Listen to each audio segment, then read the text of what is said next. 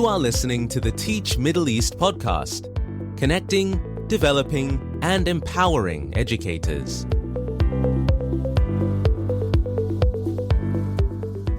Hello, everyone. I'm donning my fan. It's still hot here in the Middle East. Welcome to the Teach Middle East podcast. Today, I have Nick Hart with me on the podcast. He is the principal of Horizon English School in Dubai. See, I didn't make the error. I was there practicing with Nick offline, going, do not say the wrong name. I won't even call the other name. But Horizon English School, Dubai, and we are on the podcast today to talk all things leadership. Nick has been prolific in writing about leadership. I read his stuff on his blog, which, by the way, you should go and check out. It's mrnickhart.com, and you can read all the stuff he posts there, or you can follow him on LinkedIn. I like to read stuff on leadership, especially from people who sit in the seat and understand what it takes to actually lead a school in somewhere like Dubai, which is highly dynamic. Nick, welcome to the podcast. Thanks so much, Lisa. Glad to be here. Thank you so much for, by the way, your contributions at the Middle East School Leadership Conference. Really, I was looking back at the highlights and I was like, yeah, that was a really nice workshop. I really, really wished I could have sat in it. But, you know, on event days, I'm like running around like I have no sense. I was only mildly offended that you came to the door and then walked away. So no one, next time. So sorry. Anyway, leadership. So I know you weren't, I know you probably were leading your parents when you were in nappies, but let's not start there. Let's start with your journey into education. How did you get to the seat in which you now sit? So take us back a bit. So all through school, I had one priority, which was to play as much football as possible. So any decisions around studying or subjects or even university degree was all around how can I play more football. So I ended up doing a sports science degree with Brunel in London with no intention other than play for the football team, Brunel, and try and get a job and try and work in high level sport. But there was a moment with the careers office, I think in my second year of studying, where I went along and asked them, you get the standard meeting, don't you, about careers when you're nearing the end of a degree. And at the time, the advice from them was they listened to my kind of wishes of trying to get into high level sport. And they said, well, you can go and find any job that you can with organizations like the Football Association, that kind of thing, and just get your way in as whatever level as possible. Or you can go work in a gym.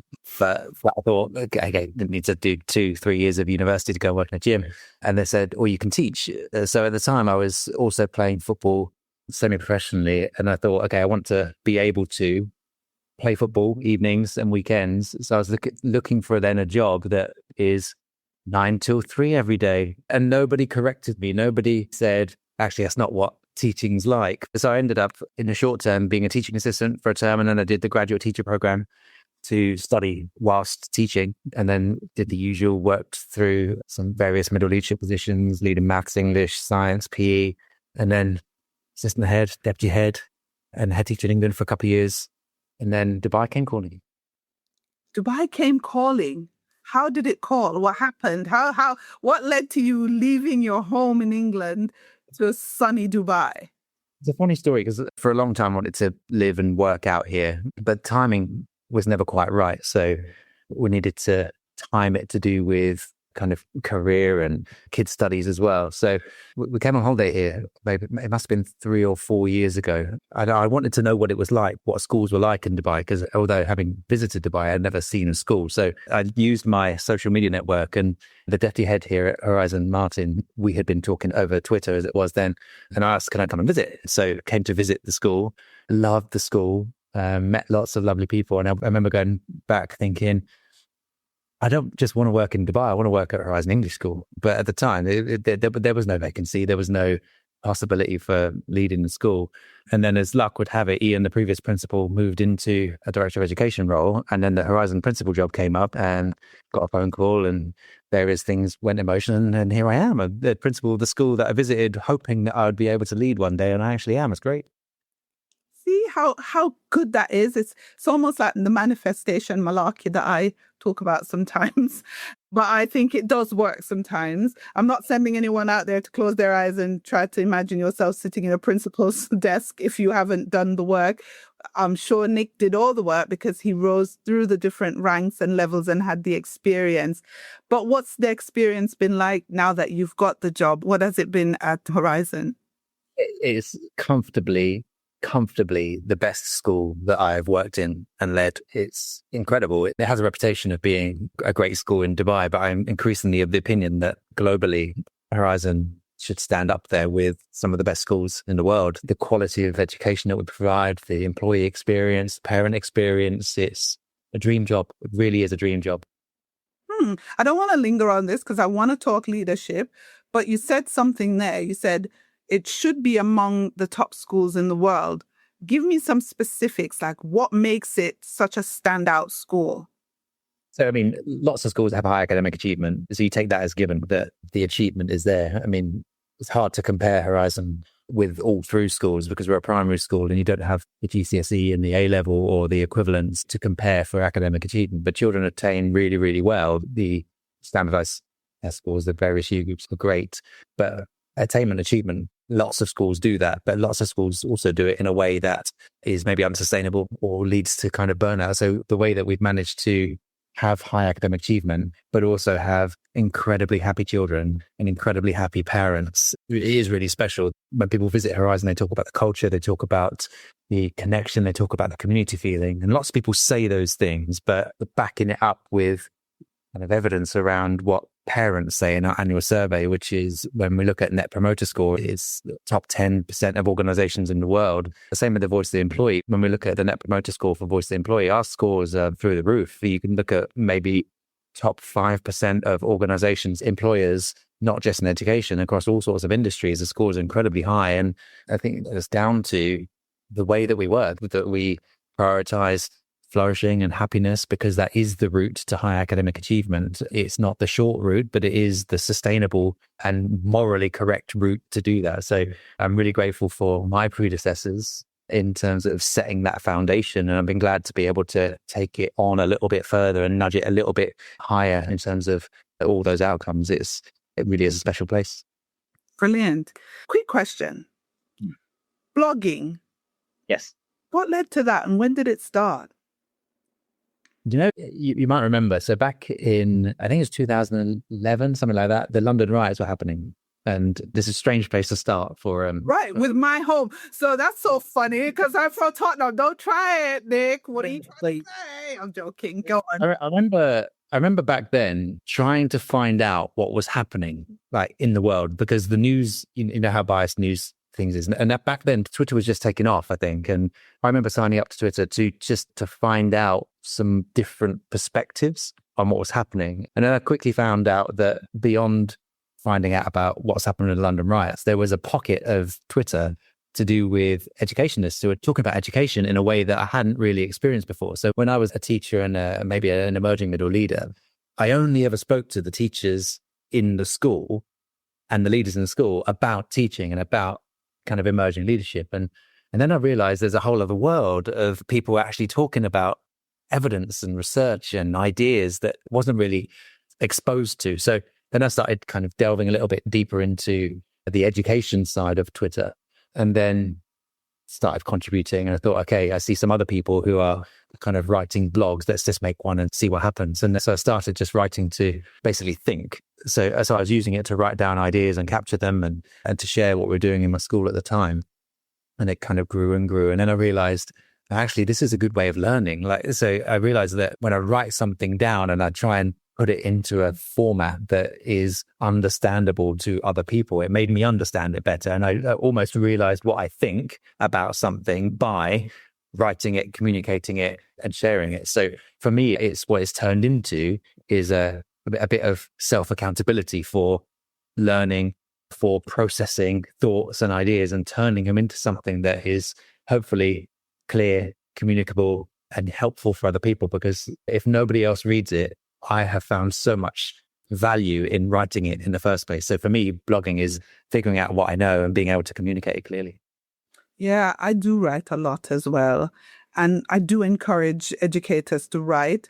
But now with AI, people are writing less and less. And it really worries me, especially as a former teacher of languages. I am very worried for, the coming generations, that their lack of skill in processing thoughts, putting them on paper, making them coherent, and communicating their point of view effectively. I'm very worried. What are your thoughts on that?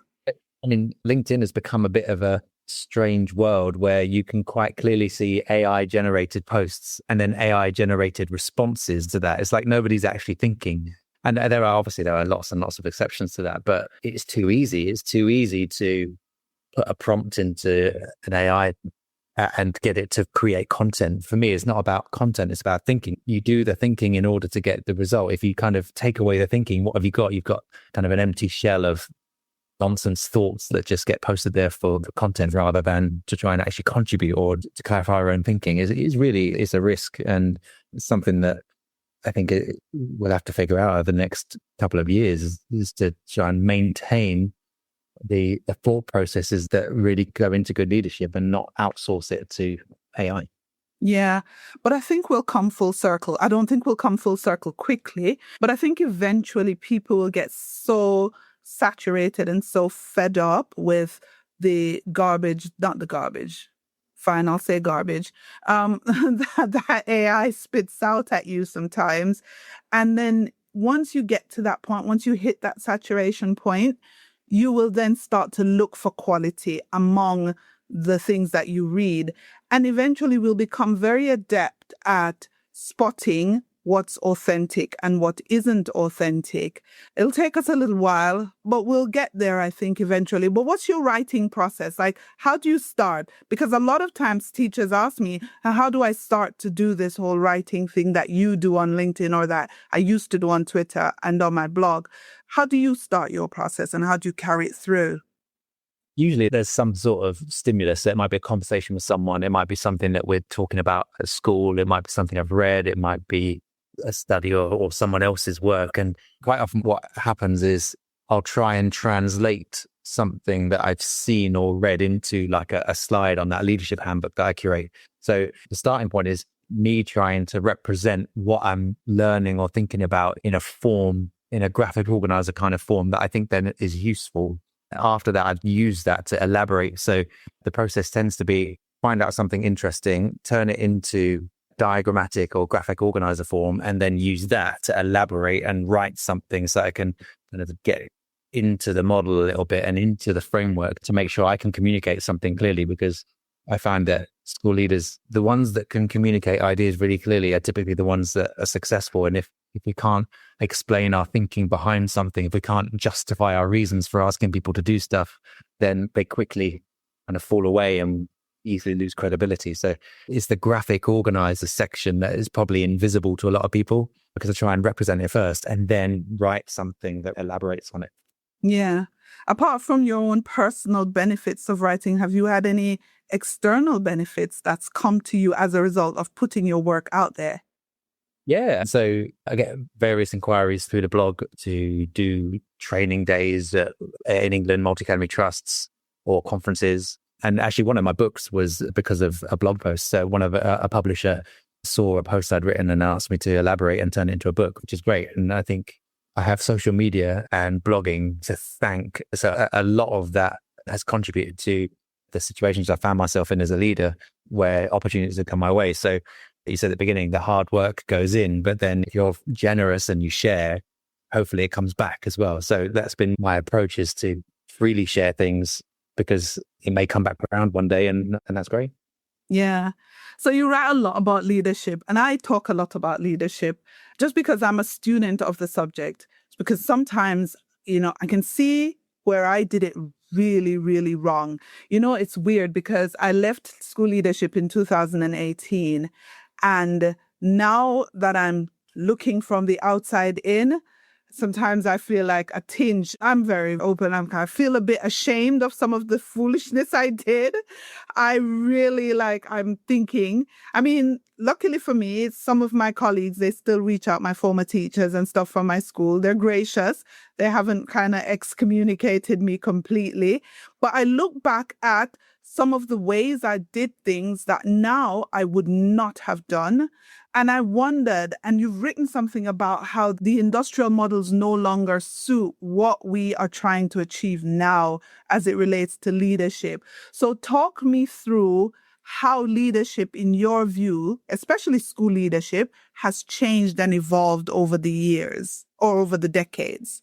Yeah. So, I mean, I think that there's a general pattern that when people started writing and thinking about leadership, it's come out of what the dominant organizations and models were. And so in that industrial area, when post-industrialization, when there's lots of factory work and lots of organizations working in that way of simple cause and effect or production line style kind of organizations, then leadership was about pressing buttons to get the outcome that you want. It was pull that lever, get that thing. And sadly, sadly now, the approach to people in that way, people don't work like that. And production lines may work like that, but people don't work like that.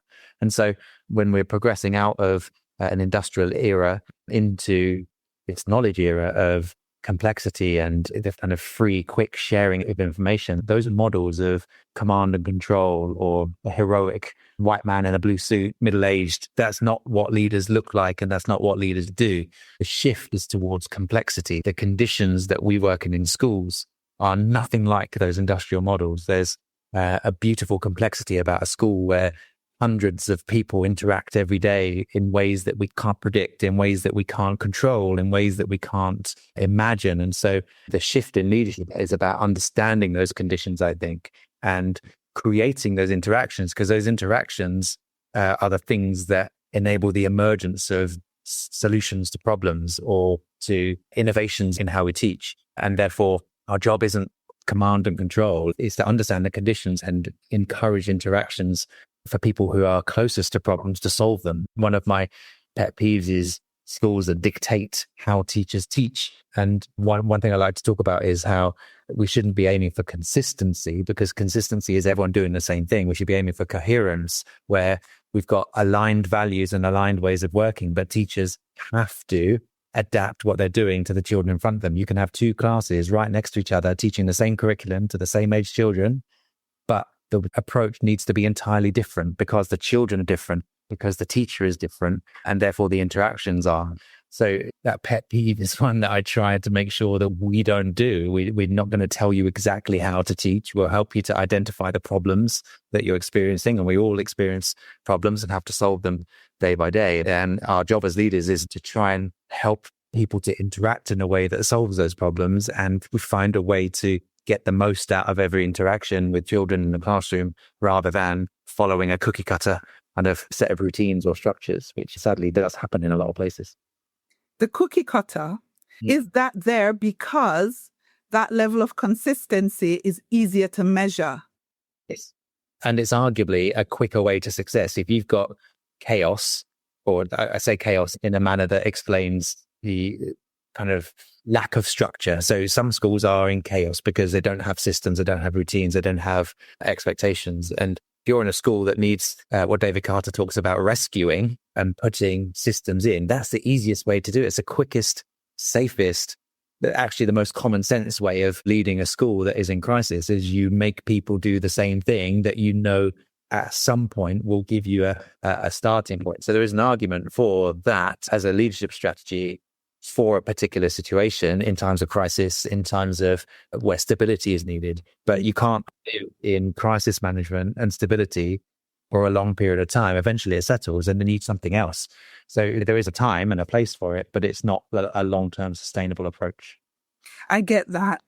But the argument is that the consistency helps to meet the standards stipulated by the regulatory authorities so that you can then attain the rating, which then means that you can then raise your fees and do all the bits and attract the parents. How do we counter that, Nick? And that's a frustration with the regulation system. And it's good that it's changing. The regulation system that we have had in Dubai for the last few years in our relatively immature school system is that. And the regulation system is that way to quickly raise standards. But when you talk to school leaders about, and I'm sure you do, about their experience of inspection and regulation, then it's not easy. It's a lot of time-bound, time-pressured, numerical-based things to chase rather than doing the work that in our hearts we know is right for a community and a group of children. So in some ways, it's a bit of a privilege to have a good grading in order to step away from the treadmill and step away from the conveyor belt that's required to get to a certain stage. So I completely understand why it is an approach in some places, but I suppose the leadership angle is we need to know when to change the approach and to be brave enough to do it. And if we get that opportunity as a school leader, then I think we should take it with both hands. Yeah, I love to make analogies, and I think you're very right. The kind of force that is needed to push an aircraft off the ground is not the same that is needed to take it and smooth it out at certain altitudes. And I get that we might need those structures and that sort of consistency in place. But when you get to a certain altitude, we can work for coherence in leadership, and it can be smooth with the occasional bumps because, there are air pockets everywhere. But I mean, you're ready to jump back into crisis mode at some point because you could lose 40% of your teachers through normal international transience and attrition, in which case you can't then do the same things you'd always do. So in international schools, we are at the mercy a little bit of transient teachers because if your teaching kind of profile changes, you can almost have to start again. And I've had this problem a couple of times in England where you get to a certain point with teachers and their training, and then for whatever reason, they move on and you almost start again with new people. And to recognize that is an important part of leadership and to act accordingly. Yeah. Let's change gears a bit. Debunk the myth for me. Hierarchical leadership means strength, and relational leadership could potentially mean weakness. Debunk that myth. Yeah, see where that comes from. So we are conditioned to think that hierarchy, person in charge, strength, and we're conditioned to probably think that relational leadership may be cozy and warm and non-challenging and non-judgmental, for example. But when we talk about relational leadership, the language of it, I don't think it's helpful. So you hear the word relational and you think, okay, relationships, you think warm, caring, that kind of thing. But actually, relational leadership is more the encouragement of interactions between people. And what we can do is take the best of both. Do you need hierarchical leadership? Yes, you need someone who is accountable for something happening. Simon Canby, our group CEO, talks about you have to have someone to catch the ball. At the end of the day, you could pass it around, but someone has to catch it. And so we do need that. People need clear roles, responsibilities.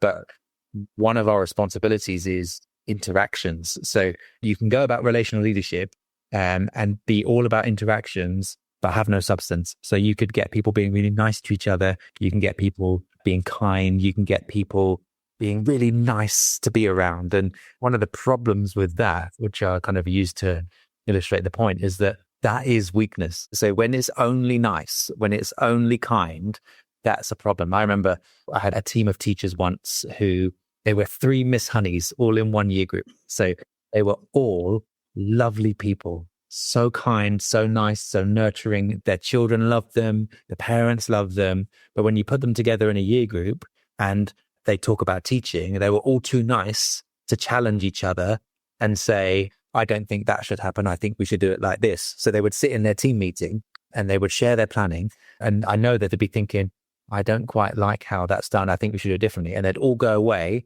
make the changes that night, all of them doing the same thing, and then not say anything to each other. They're tripling their workload, and yet they're burning themselves out to make the changes that they all know should happen, but they didn't want to say it to each other. And that's where relational leadership can, in that myth, be weakness, because we need good relationships, but rooted in substance. You need people who are experts in their jobs, like they were, but to be able to challenge, to be able to feel like, yes, I can say to this person that I like this bit, but my class needs something different. I think we should do something else, without feeling like they're going to offend someone, and have the trust and the mechanisms to be able to do that, which then raises standards. So although they had, in this example, they had good interactions on a personal level, they didn't have good interactions on a professional level. And that's part of our job if we're going to attempt to lead relationally, is to make sure we've got expert people, but set up the systems to be able to challenge and to have good conversations about the substance of what they're doing, so that the standard rises. And I think that's a really good way, a sustainable long-term way of raising standards, is getting teachers to talk more and getting leaders to talk more about the substance of what they do, creating a situation where they are challenging and setting up systems to make it work, so that the bar rises over a period of time. And then before you know it, the standards have risen over 6 months, and then 6 months later, and habits change. So the strength doesn't come from having a person telling them what to do in a hierarchical model. The strength comes from the interactions that people have that enable great conversations, great learning, and therefore great teaching. Yeah, I agree with you, but I know that could be a myth. So yeah, well done in debunking that. But my other question is, there is a little bit of a complaint around this region, in particular in the UAE, about inexperienced leaders being promoted too quickly, rising way too fast, and not being able to handle the nuances and challenges that school leadership brings. And I wanted to find out, apart from years of experience, which not everyone will have, what are some traits of a good leader, particularly a good school leader? I think it's good to differentiate between experience and expertise, because you can be a 20-year veteran of leadership, but you could do the same year 20 times. But you could also be a leader for 2 or 3 years and learn an incredible amount of kind of leadership approach or strategy in that time and be a more effective leader. So for me, it's not necessarily expertise. It's not experience that matters, it's expertise that matters. But what does a successful leader look like? So I've got opinions here that are very much rooted in some of the work done at Ambition Institute in England, where for me, fundamentally, if you have any chance of being a successful leader, you have to know a lot of stuff. You've got to know so much about curriculum, pedagogy, assessment, safeguarding, health and safety, and increase it in Dubai and an international school, the marketing side of things, the admission side, the growth side. You have to know so much, because decision-making without a basis of knowledge is just on a whim. So the way that we make decisions, I think, sets leaders apart. So Neil Gilbride does some really interesting stuff on leadership decision-making and our ability to appreciate the complexity. And that's, I think there's a real fruitful area of leadership development where Neil talks about ego development, ego being the place in our psyche where the outside world and the inside world collide, and we make sense of the complexity around us. And what Neil talks about in his research is that for years we thought perhaps that ego develops up until adulthood and then it stays the same. Whatever level of ego development you have at 18 or 20 then stays. But no, there are stages of ego development into adulthood, and that we can progress through stages of ego development through having disruptive experiences where you think, oh, I didn't notice that, or I didn't see it from that point of view. His research is really interesting that a leader's stage of ego development greatly influences our ability to make sense of complex situations and therefore make decisions that affect thousands of students, thousands of parents, hundreds of staff. So for me, what does a good leader need? What does a successful leader need? Is an understanding of complexity, an understanding that you can't just press that button to raise attainment there, that there's going to be all sorts of unintended consequences. There's going to be all sorts of kind of near and far cause and effect that we can't possibly imagine. And it's not just a case of, okay, I'm coming in as a leader, I'm going to make everyone use this one PowerPoint and then we're going to fix reading. Or I'm starting a new school as a leader, I'm going to make my mark by introducing Pobble or whatever it is. The understanding that schools are complex places and you can't just transplant something that has worked somewhere else here, because the problems are probably different and therefore the solutions are different.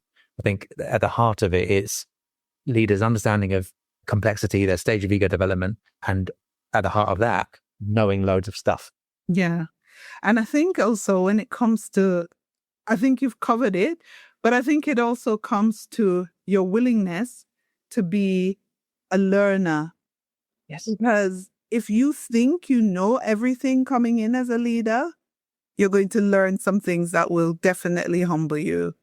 When I started here at Horizon, the school had been outstanding for several years. Great kind of results, great kind of stakeholder feedback and everything. I remember thinking, what can I add? What can I add to this? And so I was very deliberate in coming into the school of saying to everyone, before I even think of doing anything, I need to learn how this school works. I need to learn the history. I need to learn what's worked and what hasn't. I need to learn the reasons for the success that we've had, because I could quite easily inadvertently undo all sorts of success by just coming in and letting my ego get the better of me and trying to implement things that I think work before really understanding the school. And it's only really after about maybe 18 months where I actually probably did anything significantly different to what was already existing. I saw my job as, I remember talking to the CEO about this, my job in the first period of time was all about aligning, like me inducting myself into a very successful organization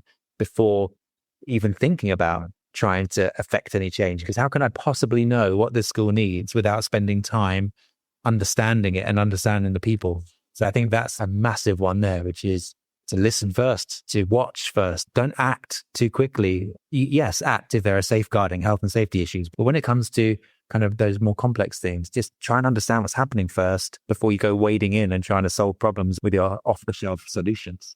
Yeah, very much so.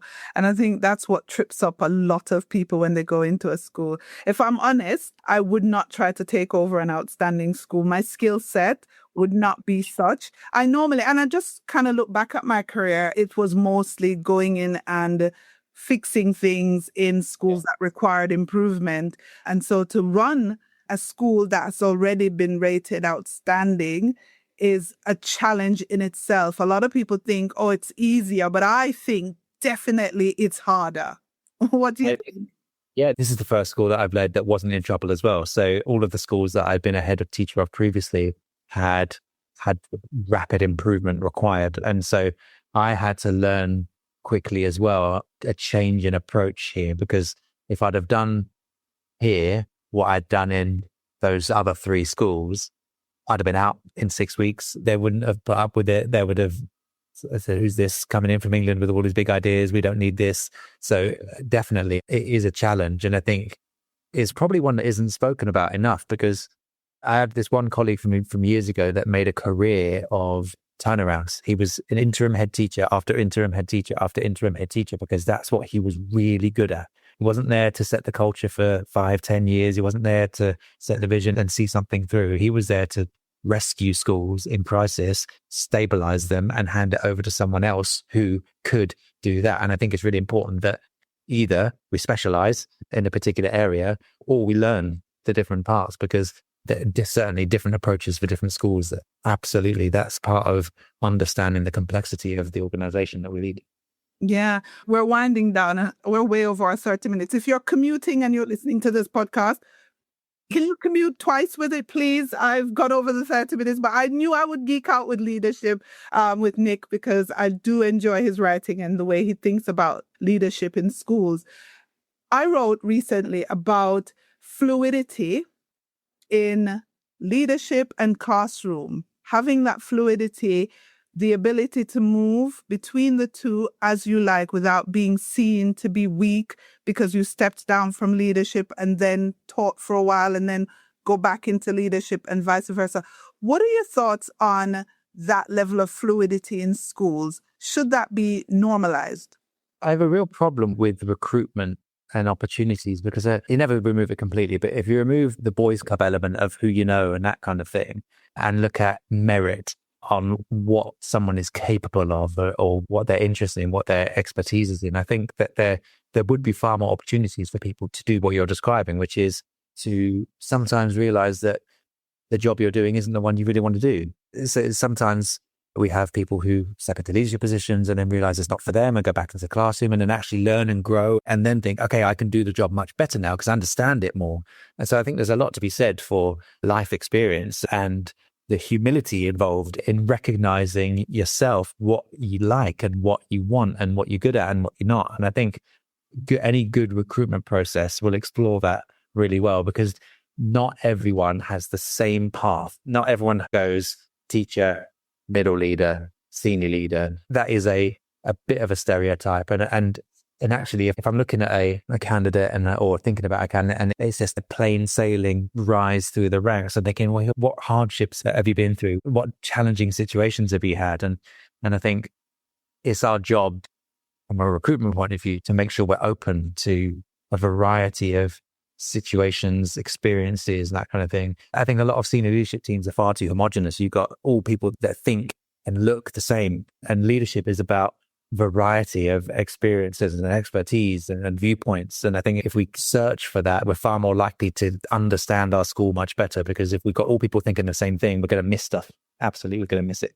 Yeah, which is very, very true. And something that we talk about a lot, but we don't implement. Everybody has this, we want diversity of thoughts. We want diversity of experience. We want diversity in ethnicity, and we want all of that. But the truth is, Nick, they don't really want the thing. It's not true.